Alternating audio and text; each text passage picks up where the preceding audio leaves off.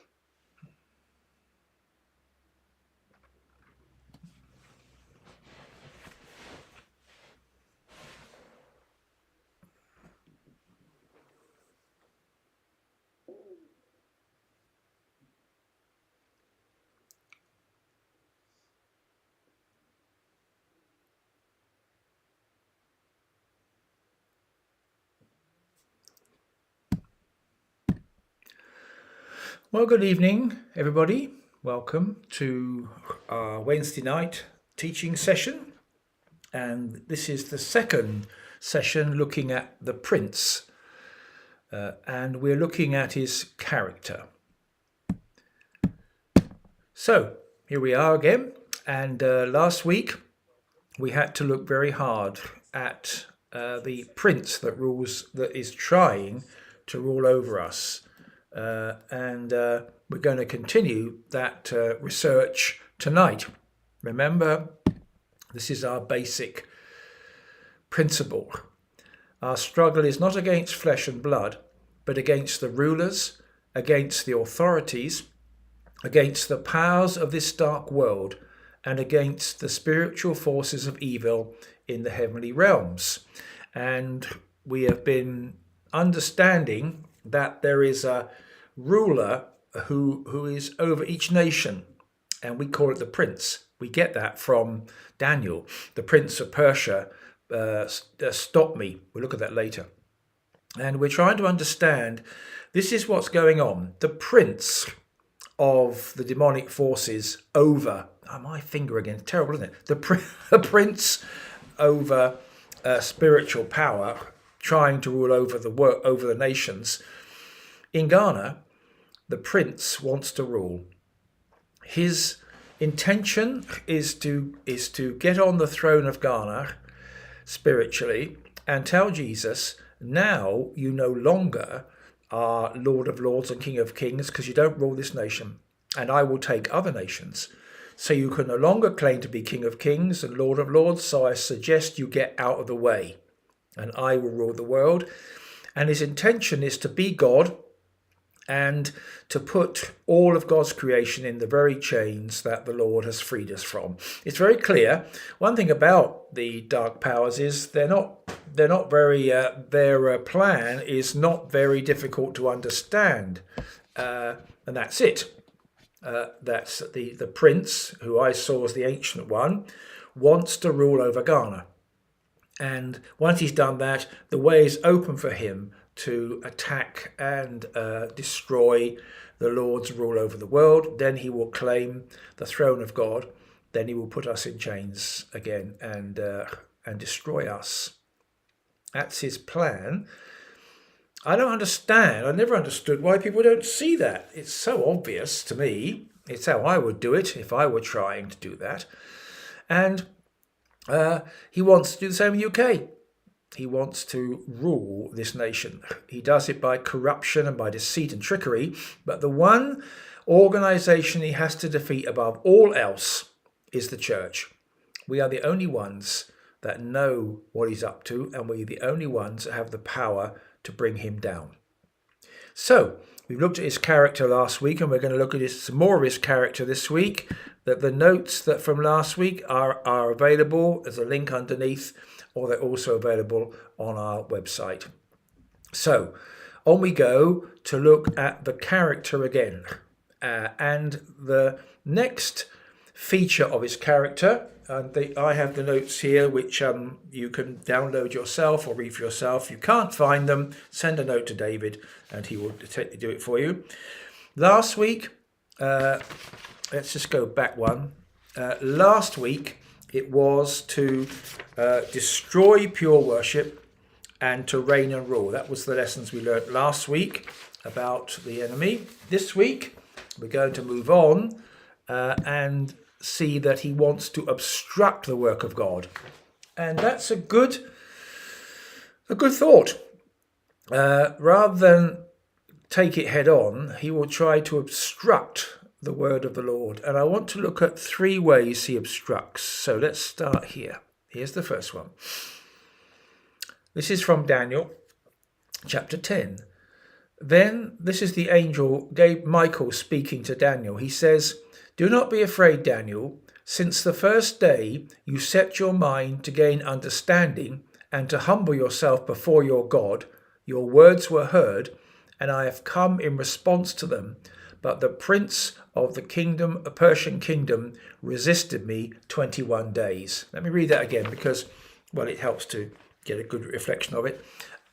"Do not be afraid, Daniel, Since the first day you set your mind to gain understanding and to humble yourself before your God, your words were heard, and I have come in response to them. But the prince of the Persian kingdom resisted me. It's very straightforward. I don't know why people get so tangled. The enemy obstructs everything of the work of God. So Daniel had prayed, Michael was coming with the answer, but the prince of Persia obstructed Michael from getting to Daniel. That's how it works. And the enemy will block every spiritual activity, every spiritual thought, every spiritual plan, every spiritual purpose.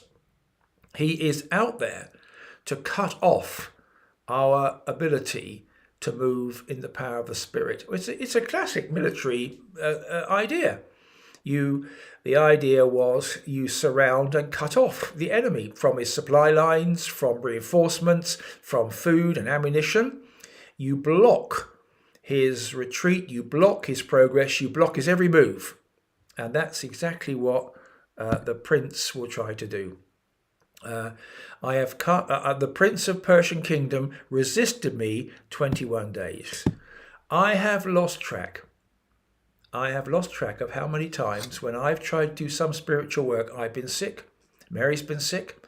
The children have been sick. We have problems in the family. We have arguments. We have disagreements. I have had trouble getting to meetings because of transport. I've got to meetings and the power has gone off halfway through. Some meetings, the PA system just breaks down for no reason. I've lost track of the number of sound engineers who have come to me and said, Prophet, I don't know what happened. I don't know why the sound went off because look, it's back on now. I've lost track of how many times the enemy has obstructed giving into my work. How many people have been obstructed from supporting what I am doing? How many people have been obstructed from inviting me to meetings, giving me opportunity to speak? The list goes on forever. The enemy obstructs the work of God. That's one of his characteristics. He obstructs the work of God.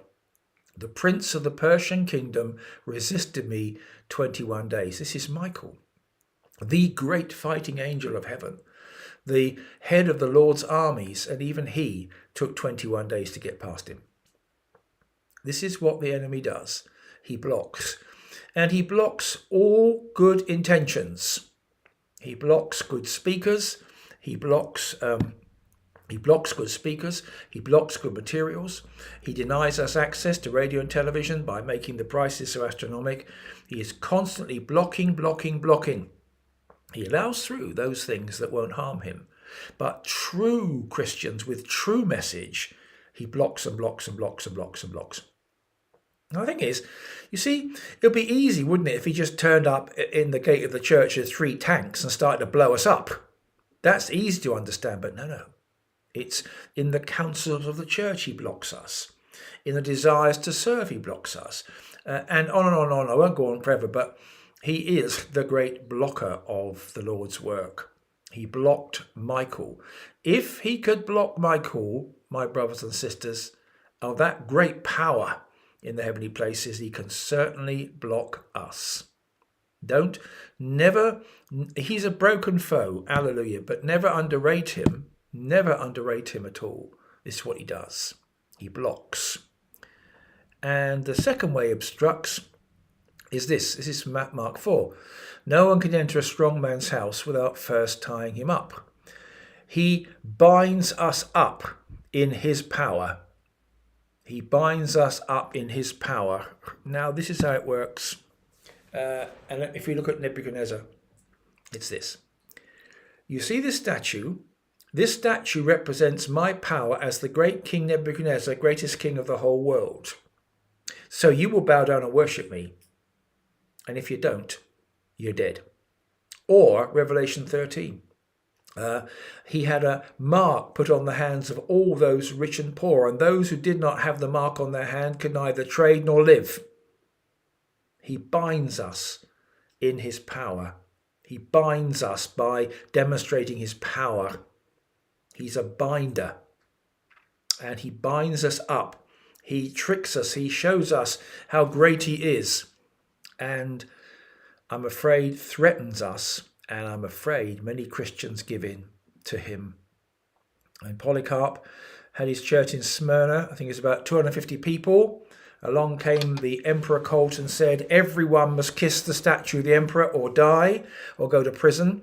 2/3 of Polycarp's church kissed the statue.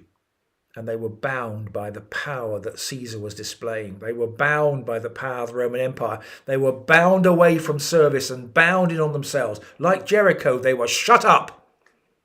And that's part of the enemy's character. To block and to bind. I see it all the time. I see churches that can't go forward. I see works that wither and die. I see all sorts of great opportunities being taken away because the enemy blocks and the enemy binds us in chains. And he uses our past sins. He says this, he says, how can you possibly serve him when you did that?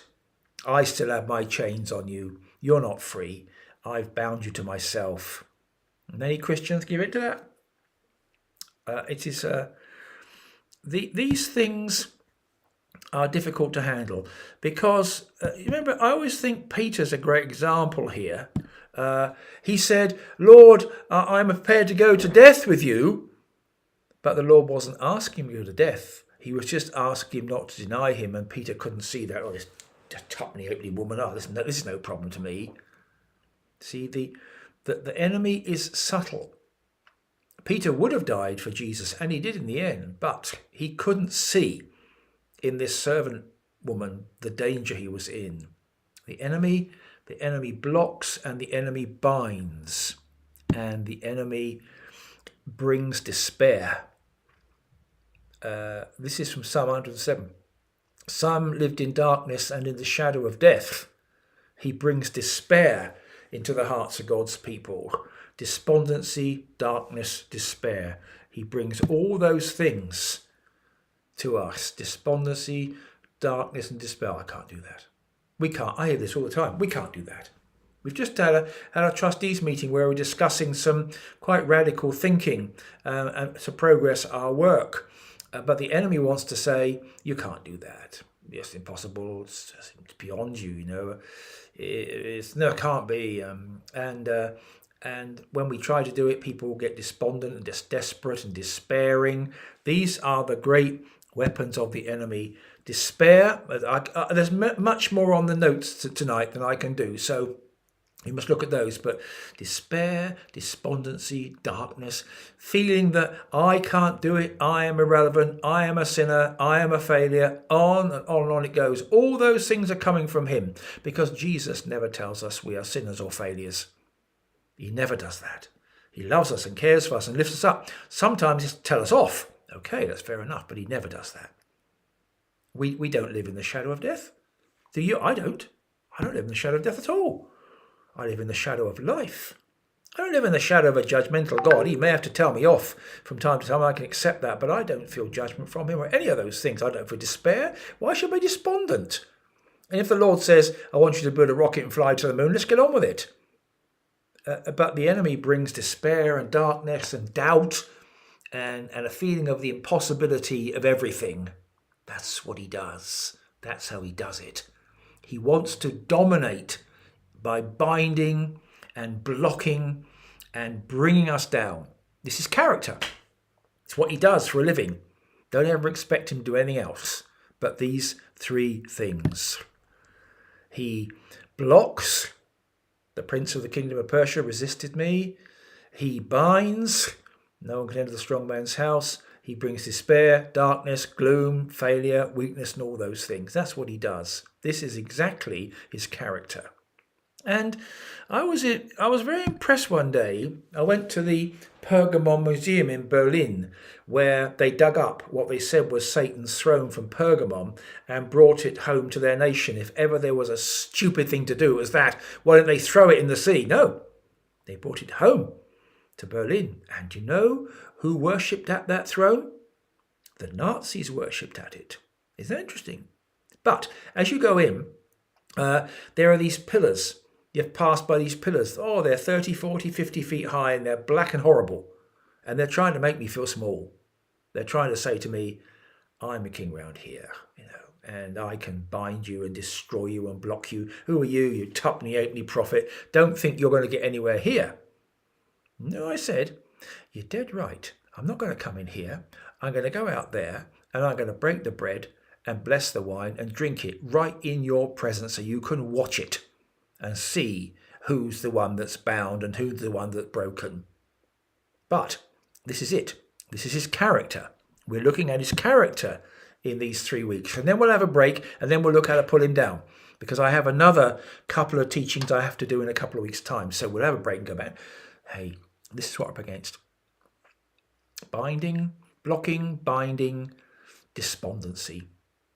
And what strikes me, because none of those things have the slightest effect on me whatsoever. I am not bound, I am not blocked, and I am a sinner redeemed by the grace of God, and I am not in the shadow of death, and I'm going to heaven when I die, and I'll pass in, and I don't deserve it, but I'm going to get it. So it's pretty hard work with me, to be honest. I don't take any of these things any of these things at all seriously. But seriously, yes, but they don't bother me in any way. But the way he works, by the way, I'm watching the time, as you know, for our Africans. There are many Africans watching tonight, so we keep it to half an hour because of the internet and the cost of our units there. He takes this character into the inner councils of the church, and that's where he does these things. In the church councils, he brings in people. Oh, I can't do that. It's impossible. And we don't want that man here. He talks about we can't be doing that. No. Oh, it's impossible. He brings people into the councils of the church who become his character to the church, and the sheep quickly give in. See Polycarp. Now that's a part of his character, alongside the things we looked at last week. You see, I've got them here. I can't get last week's on the screen at the same time. His destroying worship was one of last week's, and to reign and rule, and to that we can add obstruct the work of the Lord. Now, the thing is, this is good news. It's good to expose him. He can hide nothing. He'd love to hide his strategies, because that's what you do as a military. You hide them. You don't tell your enemy what you're going to do, but we know exactly what this thing's going to do. He can hide nothing from us. He must find this really irritating tonight, that we see right through him. Of course we do, because by the light of the cross we can see everything.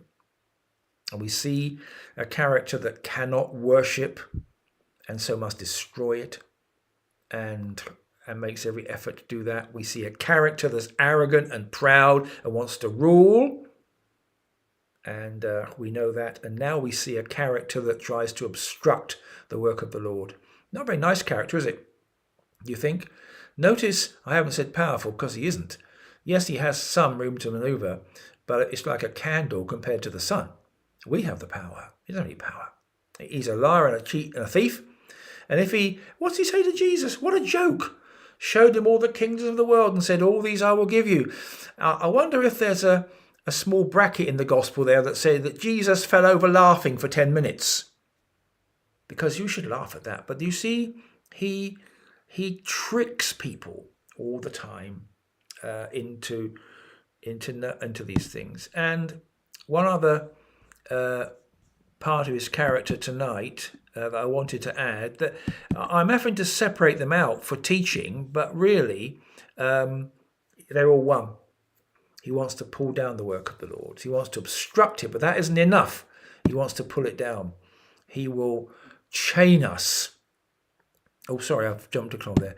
He will pull down the work of... Sorry about that. As you know, I have a lot to do here. First, he will bind, and he will block, and he will bring despair. That's the first. The second is that he will pull down the people of God. That's what he does. That's another part of his character, pulling down the people of God. This is the story of David. David was, the Lord said of David, here is a man after my own heart. So he's a pretty big character, David, but look. One evening, David got up from his bed and walked around on the roof of the palace From the roof, he saw a woman bathing. The woman was very beautiful, and David sent someone to find out about her. The man said, "She is Bathsheba, the daughter of Eliam, and the wife of Uriah the Hittite." Then David sent messages to her to get her. She came to him, and he slept with her. Then she went back home. The woman conceived and sent word to the Lord, sent word to David, saying, "I am pregnant." See, Satan pulled down David, pulled down his integrity, pulled down his place as a man after God's heart, pulled everything down and reduced him, first of all, to an adulterer, and then to a deceiver, and then to a murderer. Fortunately, God forgave them all. That's the joy. But nevertheless, that's what Satan seeks to do. Pull down, pull down, pull down. We see it all the time. We see, for example, the leader of Soul Survivor here in the UK has now been arrested and will be prosecuted for illegal sex with young boys. See, the enemy has pulled him down, and that will seriously threaten that work. That's what Satan does. He pulls down, pulls down, pulls down, pulls down men, pulls down women, pulls us down, breaks our integrity, breaks our commitment to purity, and pulls us down. He knows if he can pull people down, they'll never rise again. At least that's what he thinks. Well, he doesn't know that when David confessed his sin, God restored him. And it was in the Acts of the Apostles that God said, David is a man after my own heart. But it's this pulling down of his character, his desire. Now, this plays very well with England. We do that all the time. We pull down everybody. Anybody that looks like they're going to get big, we pull them down. That's what we do. We are very cynical and a very bitter nation in that respect. So any politician will get pulled down. Any businessman, anybody with a good idea, anybody that's got anything good, we'll pull them down. It's what we do. It's an ugly part of our nature. So this suits the enemy fine. So he's active very much in this, to which the media are complicit totally, of course, because it sells papers, it sells internet space. Enemies really knows the English character and how to play into it. He binds and he obstructs and he pulls down the work of God. He pulls down the work of God, and David stands as just a clear example of this character. And last of all tonight, he will chain the work of the Lord. He will chain the work of the Lord. And the scripture here is Legion. He lived in the tombs, and no one could bind him anymore, not even with a chain. For he had often been chained hand and foot, but he tore the chains apart and broke the irons on his feet. No one was strong enough to subdue him. Night and day among the tombs in the hills, he would cry out and cut himself with thorns. He chained Legion. He destroyed his family, destroyed his community, destroyed his mind, chained him up. So he couldn't do anything except the things that Satan wanted him to do, which was to rave and shout and all that stuff in the tombs, the place of the dead. Satan wants to do that to you, to me, and to all of us. And in Ghana, the chain is prosperity. Quite clearly. So many people are chained by prosperity, chained to a gospel that tells them they can have what they want. Just help yourself. And that chain fits perfectly the Ghana selfish character. I've been there 30 years, so don't pretend to me. And it's something that fits perfectly in the Ghana environment. He chains. Many of Ghana leadership are chained by prosperity. They can't see what's happening in the church. I was in central Accra, and I was told, sorry, I'm in my leg here. I was told that we're getting on really well with another religion. You want to come to my valley, you'll find out the truth. But you see, they're being chained by, well, we're doing very nicely. We don't upset anybody, mustn't disturb anybody, and God will give you all you want. I won't give you the endless stories I could tell you, but there's so many. As an English character, though I have a Ghanaian character really, but I laugh at some of these things. If it wasn't so serious, I would laugh at it.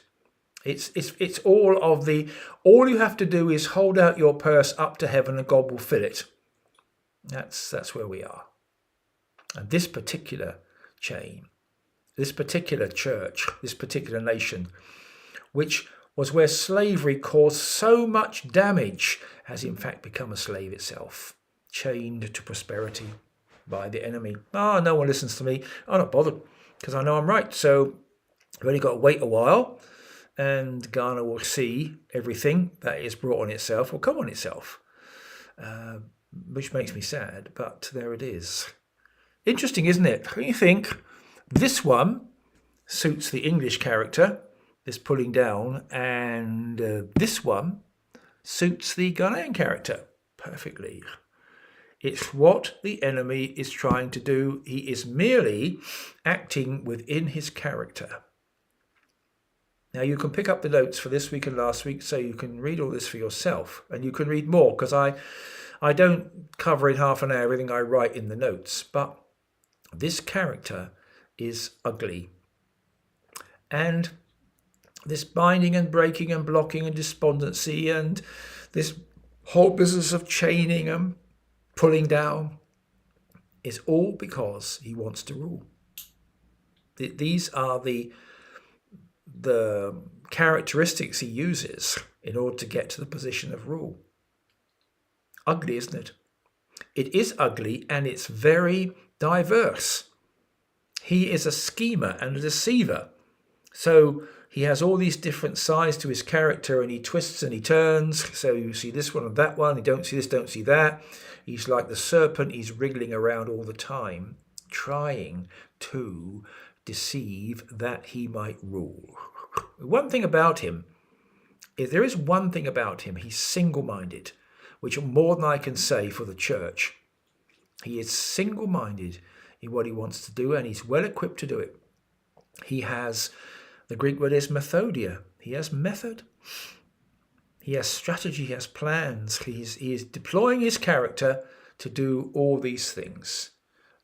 What does David say? Notes are in the description to this video below or in the free resources page on the website. Okay, you can all see that in the description under this video or under the free resources on the website. Now, all this is leading us towards this.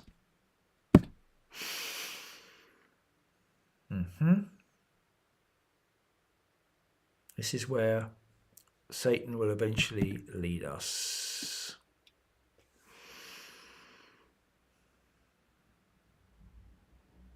Now, of course, Ghana doesn't believe this because, of course, God's not going to judge them, unlike anybody else. God's not going to judge them, and they're doing really well, thank you. Yeah, in Central Accra, maybe. But you Central Accra people and you Central Kumasi people, you should come out into the countryside and you'll see what's really happening. Because you don't know what's happening. Because you don't want to know what's happening. Because it will spoil all your prosperity, greed. So, but I see it. I stand in the counsel of God. I see what is coming. And I have tried to warn you, but you're not listening. And I'm afraid, let's just move that from my feet. I'm afraid, okay, it's like Jeremiah. You know what he said? I bought this land, and fruit will be harvested from it, but not for a long time, because you haven't listened to the word of the Lord, and your numbers up. And the Babylonians are going to come, and they did. And Ghana's going to find just the same. And that's okay, I don't mind, because you see, I have a Ghanaian spirit, so it's me as well. But getting this truth through to a nation that is so sated in prosperity and so believes it's so great that how we manage without them is almost impossible. This is the only way.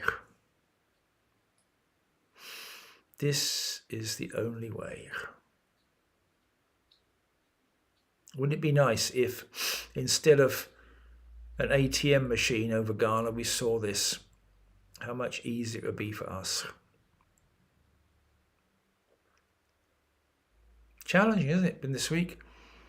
I've found as I've gone on, it's got more and more difficult to speak to you because the enemy obviously doesn't wrote this as his favourite programme, but I'm used to that, so it doesn't bother me any.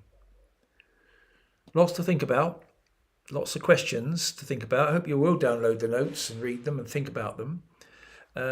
Next week, we're going to go deeper into his character. For the third and final exposition of his character, we're going to go into the deeper parts of his character, because what we've seen so far is just the surface, and there's a lot more to come. And yes. And then we're going to look at how to defeat him.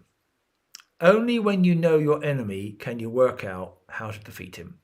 So that will be, I've deliberately separated this. All this is the hard, critical stuff about him. And then later in the month, how we defeat him. Hallelujah. Thank you, David, for all you do.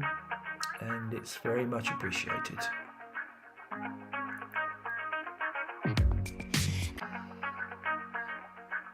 So, thanks everybody.